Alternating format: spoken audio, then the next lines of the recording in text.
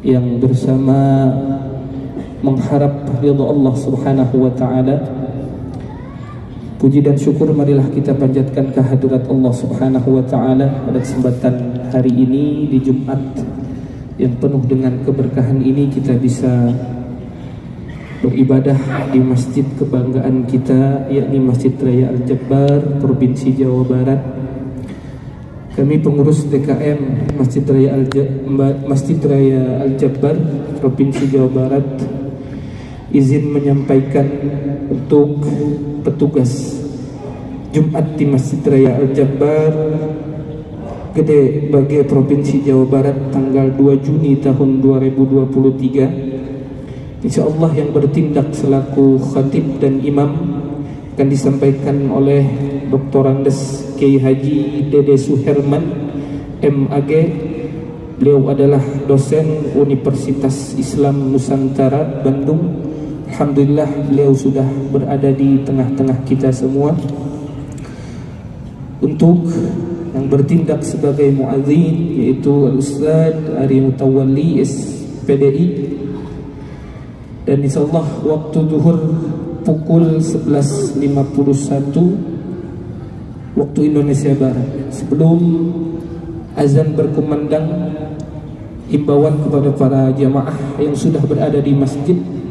Terlihat saf yang sebelah kiri masih kosong. Mohon kerjasamanya untuk mengisi saf yang kosong terlebih dahulu, dan untuk tidak mengisi terlebih dahulu saf yang paling belakang, karena para jamaah masih banyak yang berdatangan. Mohon yang sudah berada di dalam masjid untuk maju ke depan, dimohon kerjasamanya untuk mengisi saf-saf yang masih kosong terlebih dahulu. Kemudian untuk yang membawa alat komunikasi, mohon untuk dinonaktifkan terlebih dahulu demi kenyamanan dan kehusyukan kita di dalam salat Jumat. Dan yang terakhir, bagi para jamaah yang membawa barang-barang berharganya, mohon ditempatkan di tempat yang aman. Sekali lagi, bagi para jamaah yang masih di belakang terlihat menumpuk di belakang, saf sebelah kiri masih banyak yang kosong Bapak. Mohon kerjasamanya demi keutamaan kita di dalam salat berjamaah. Itu saja yang bisa disampaikan maklumat untuk Jumat hari ini. Kurang lebihnya mohon maaf. Hadanallahu wa iyyakum ajma'in. Allahul muwaffiq ila aqwamit thariq. Assalamualaikum warahmatullahi wabarakatuh. Allahu Akbar, Allahu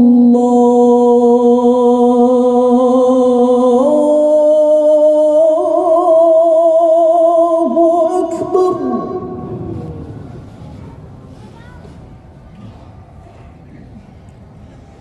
Asyhadu an la ilaha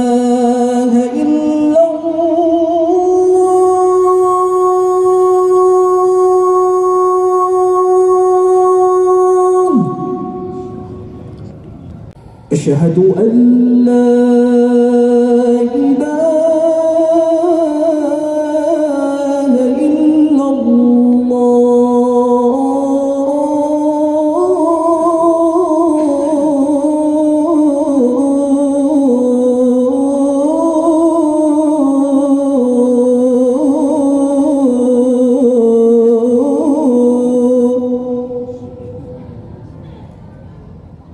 Asyhadu anna Muhammadar Rasulullah.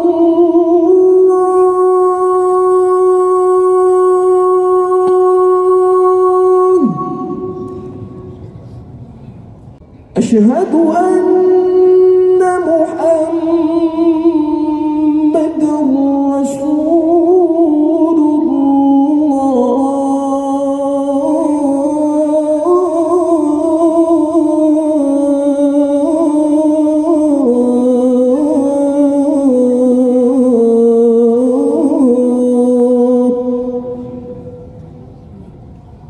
Hayya 'alas shalah.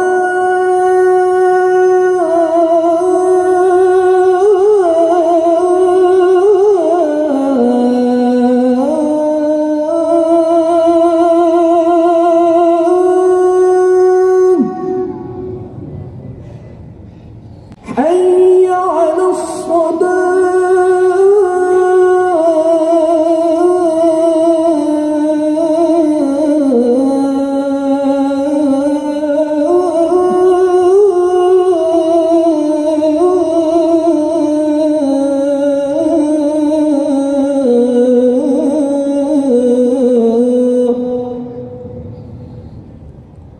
حي على الفلاح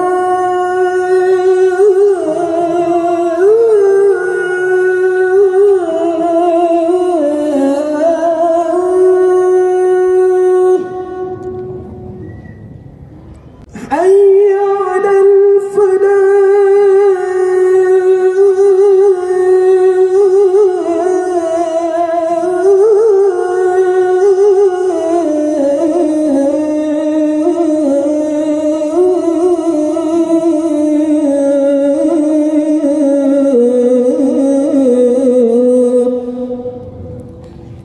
الله أكبر الله أكبر لا إله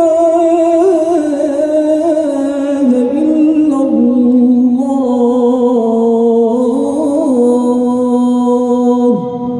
لا إله إلا الله اللهم صل وسلم وبارك على محمد سيد العرب والعجم وعلى آله وأصحابه الكرام أما بعد فيا عباد الله أوصيكم ونفسي بتقوى الله وطاعته لعلكم ترحمون اتقوا الله حق تقاته ولا تموتن إلا وأنتم مسلمون وقال الله في آيات أخرى أعوذ بالله من الشيطان الرجيم ولله على الناس حج البيت من استطاع إليه سبيلا وقال الله لن تنالوا البر حتى تنفقوا مما تحبون صدق الله العظيم. Ma'asyiral muslimin jamaah Jumat rahimakumullah, sungguh tidak terasa pertukaran waktu bergantian saat telah mengantarkan kita hari ini berada pada tanggal 13 Dzulqa'dah tahun 1444 Hijriyah. Orang Jawa Barat menyebutnya bulan Hafid. Sudah maklum fid dini bid darurah, sudah kita maklumi bersama bahwa bulan Dzulqa'dah adalah termasuk rangkaian bulan pelaksanaan ibadah haji. Dalam fikih haji kita mengenal ada yang disebut miqat zamani, waktu pelaksanaan ibadah haji, mulai awal bulan Syawal sampai 10 Dzulhijjah, disebut sebagai miqat zamani pelaksanaan ibadah haji. Alhamdulillah wa syukru ala ni'amillah, sekitar 38.000 calon jamaah haji dari Jawa Barat sudah mulai diberangkatkan, yang tergabung dalam 96 kloter, 72 melalui embarkasi Bekasi dan 24 diberangkatkan melalui Bandara Kertajati. Alhamdulillah wa syukru ala ni'amillah, bahwa hari ini, hari Jumat, diberangkatkan kloter 24 dan 25 dari embarkasi Bekasi.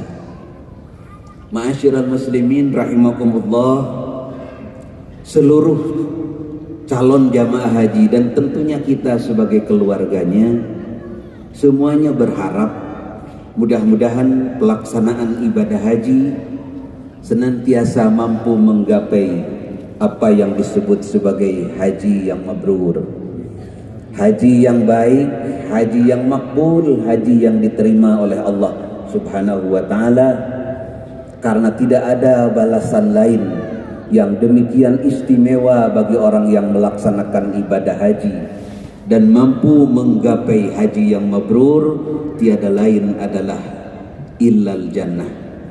Al-hajjul mabrur laisa lahu jazaa'un illal jannah. Bagi orang yang mampu memperoleh predikat sebagai haji yang mabrur, haji yang mabrur dan makbul diterima oleh Allah, tidak ada lagi balasannya kecuali surga jannatun na'im. Ma'asyiral muslimin rahimakumullah, istilah mabrur tentu kita sering melekatkannya dengan ibadah haji. Al-mabrur itu terbentuk dari akar kata al-birru, artinya adalah kebaikan atau kebajikan. Maka salah satu ciri yang harus ada dalam diri kita setiap kaum muslimin adalah mampu menebar kebaikan dalam hidup kita. Menebar kebaikan itu dikatakan al-birru. Jadi al-birru sering diterjemahkan berbuat bajik. Berbuat kebaikan itu adalah al-birru, yang kemudian terbentuk kata al-mabrur, haji yang mabrur. Ma'asyiral muslimin rahimakumullah, para ulama ada yang memberikan definisi bahwa yang dikatakan al-birru, kebaikan itu adalah ismun jami'un lit-ta'ati wa a'malil khair. Yang dikatakan al-birru itu adalah satu nama yang meliputi segala macam bentuk ketaatan dan kepatuhan kita kepada Allah, wa a'malil khair, dan setiap amal-amal baik. Itulah yang dikatakan al-birru. Banyak teks baik dalam Al-Quran ataupun dalam hadis Rasulullah Sallallahu Alaihi Wasallam yang menyebutkan tentang kata atau lafaz al-birru. Misalnya saja dalam surah Ali Imran ayat 92, Allah berfirman, lan tanalul birra hatta tunfiku mimma tuhibbun wa ma tunfiku min syai'in fa innallaha bihi alim. Engkau tidak akan mampu menggapai al-birru atau kebaikan itu sehingga engkau menginfakkan sesuatu yang engkau cintai. Jadi menginfakkan sesuatu yang kita miliki, yang kita cintai, itu termasuk bagian dari al-birru, kebaikan. Wa ma tunfiqu min syai'in fa innallaha bihi alim. Dan segala apa yang kau infakkan, apapun bentuknya, maka sesungguhnya Allah Maha mengetahui.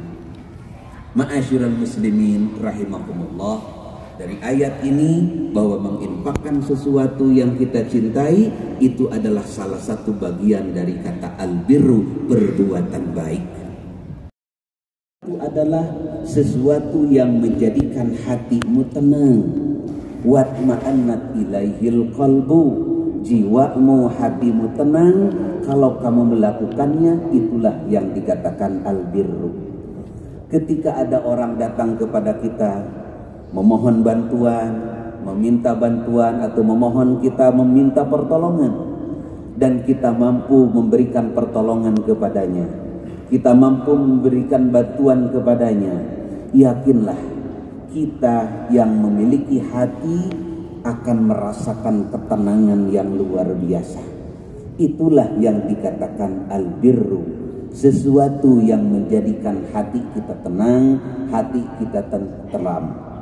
Bahkan Rasul menyatakan istafti qalbak, silakan engkau minta fatwa kepada hatimu. Dan hati kita umumnya sudah bisa membedakan mana yang menjadikan kita tenang ataupun tidak. Ma'asyiral muslimin rahimakumullah, itulah yang dikatakan albirru dalam hadis Rasulullah. Sementara lawannya yang dikatakan wal ithmu, dan yang dikatakan dosa adalah maha kafi sadrika wa karihta ayyat tali'a alaihin nas, sesuatu yang mengganjal di dadamu, yang mengganjal di hatimu, dan engkau tidak ingin apa yang engkau lakukan itu diketahui oleh orang lain. Itu adalah perbuatan dosa.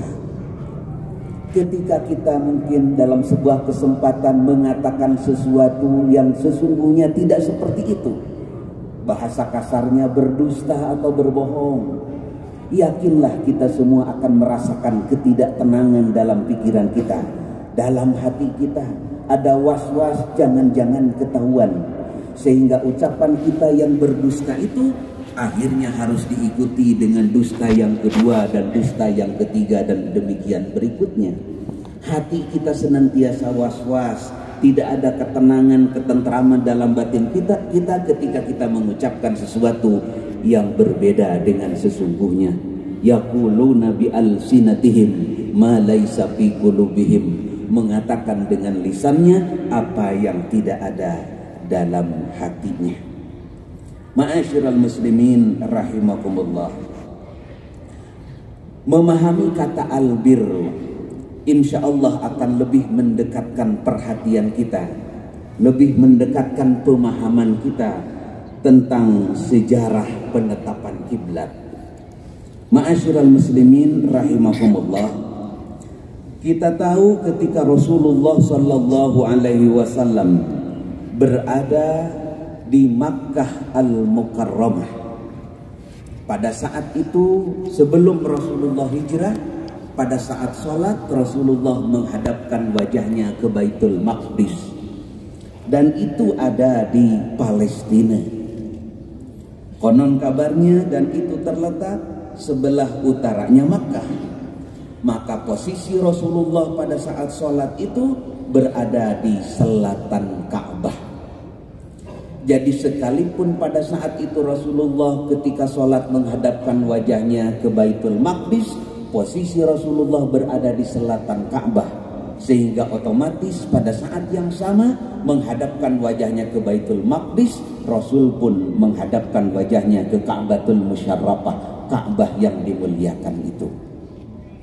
Kemudian ma'asyiral muslimin, setelah Rasulullah hijrah ke Madinah, dan hijrah dan Madinah berada di sebelah utaranya Makkah, Rasulullah tidak bisa otomatis ketika menghadap ke Palestina sekaligus juga menghadapkan wajahnya ke Ka'batul Musyarrafah.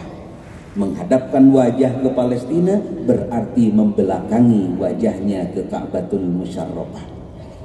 Saat itu Rasulullah ada sesuatu yang mengganjal, yang kurang mengenakkan Rasulullah. Ka'bah yang demikian dimuliakan kemudian tidak menghadapkan wajahnya ketika Rasulullah sholat. Maka akhirnya Rasulullah pada saat sholat di satu tempat di Madinah Al-Munawwarah, Rasulullah menerima wahyu untuk memindahkan wajahnya ketika sholat. Allah menyatakan dalam surah Al-Baqarah 144, qad nara taqalluba wajhika fis sama falanuwalliyannaka qiblatan tardaha fawalli wajhaka syatral masjidil haram wa haitsuma kuntum fawallu wujuhakum syatra. Sungguh kami telah melihat bolak-baliknya wajahmu ke langit untuk memindahkan, untuk dipindahkan kepada arah kiblat yang engkau sukai.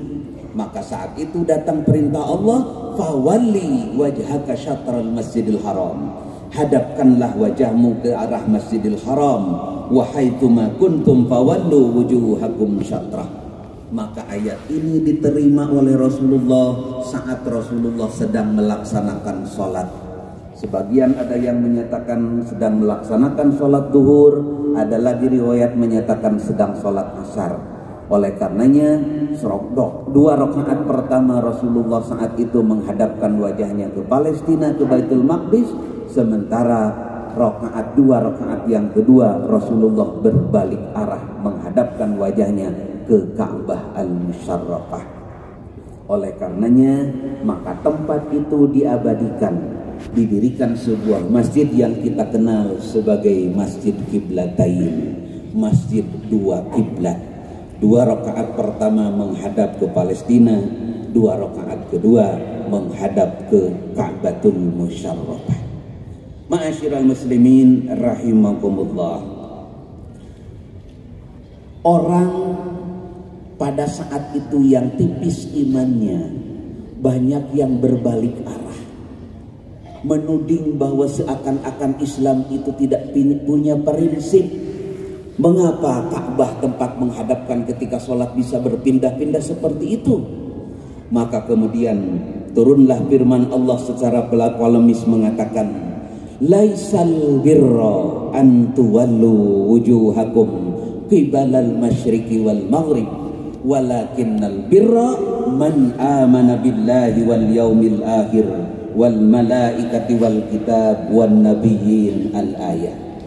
Bukanlah yang dikatakan albir itu kebaikan itu semata-mata engkau hadapkan wajahmu ke arah timur ataupun barat, tetapi sesungguhnya yang dikatakan albirru adalah man amana billah wal yaumil akhir al ayat.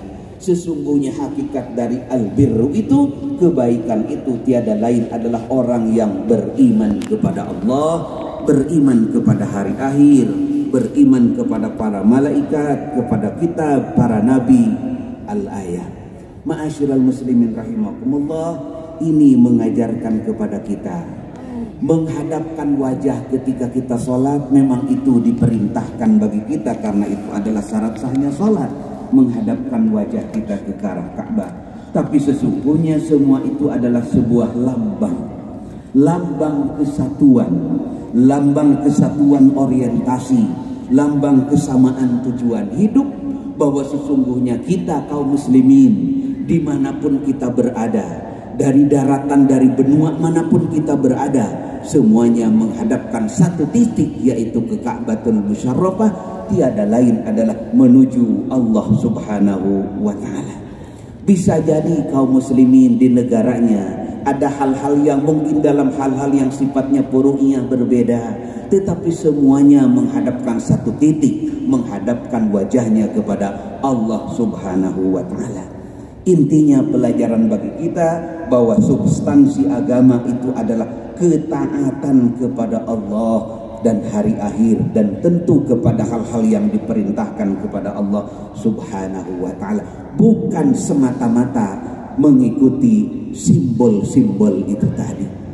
Dalam surah An-Nur ayat 51 Allah menyatakan, innama kana qaulal mu'minin idza du'u ila Allah wa rasulih liyahkuma bainahum ay yaqulu sami'na wa ata'na wa ulaika humul muflihun. Bahwa orang-orang mukmin itu ketika diajak oleh Allah dan Rasulnya itu tidak ada jawaban yang pantas kecuali sami'na wa ata'na, kami mendengar dan kami taat. Demikian pula dalam kasus itu, sesungguhnya bukan hanya sebatas mengikuti simbol-simbol itu tadi, tetapi hakikat simbolisme substansi agama adalah ketaatan kepada Allah dan Rasulnya.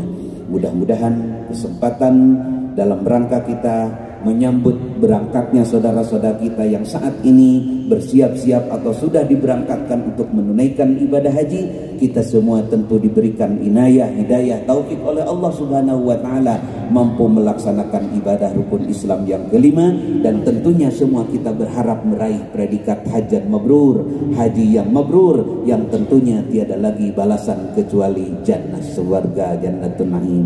Barakallahu li wa lakum bil Qur'anil azim wa nafa'ani wa iyyakum bima fihi minal ayati wa dzikril hakim. Aqulu qawli hadza wastaghfirullah li wa lakum. Alhamdulillahil wahidil qahhar al azizil ghaffar mukawwiril laili 'alan nahar tadhkiratan li ulil albabi wal absar. Asyhadu an la ilaha illallah al malikul jabbar wa asyhadu anna Muhammadan abduhu wa rasuluhul mukhtar. Allahumma salli wa sallim wa barik ala sayyidina Muhammad wa ala alihi wa ashabihi al-akhyar. Ma'asyiral muslimin, ittaqullah mastata'tum wa sari'u ila magfirati rabbil alamin. Marilah kesempatan khutbah yang kedua ini kita memohon kehadirat Allah Subhanahu wa ta'ala agar langkah-langkah kehidupan kita senantiasa ada dalam ridho dan bimbingannya. Kita memohon mudah-mudahan bangsa dan negara kita senantiasa ada dalam lindungan Allah Subhanahu wa ta'ala. Innallaha wa malaikatahu yusalluna 'alan nabi ya ayyuhalladzina amanu sallu 'alaihi wa sallimu taslima.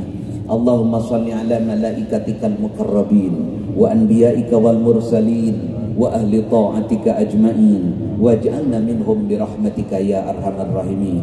اللهم اغفر للمسلمين والمسلمات والمؤمنين والمؤمنات الأحياء منهم والأموات إنك سميع قريب مجيب الدعوات يا قاضي الحاجات ويا كافي المهمات برحمتك يا أرحم الراحمين. اللهم آمنا في دورنا وأصلح ولاة أمورنا واجعل ولايتنا في من خافك واتقاك.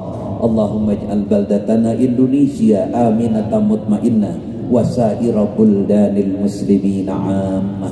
ربنا آتنا في الدنيا حسنة وفي الآخرة حسنة وقنا عذاب النار. عباد الله إن الله يأمر بالعدل والإحسان وإيتاء ذي القربى وينهى عن الفحشاء والمنكر والبغي يعظكم لعلكم تذكرون ولذكر الله أكبر والحمد لله رب العالمين. أقم الصلاة.